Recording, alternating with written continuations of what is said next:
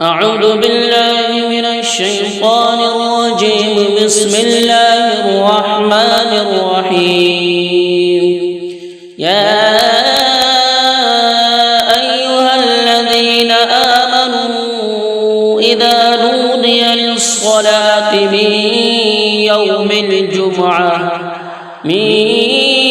الجمعة فاسعوا إلى ذكر الله وذروا البيع ذلكم خير لكم إن كنتم تعلمون.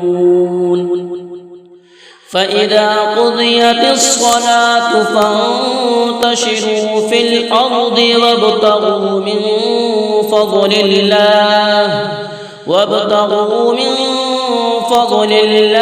واذكروا الله كثيرا لعلكم تفلحون. وإذا رأوا تجارة أو لهوا انفضوا إليها وتركوك قائما.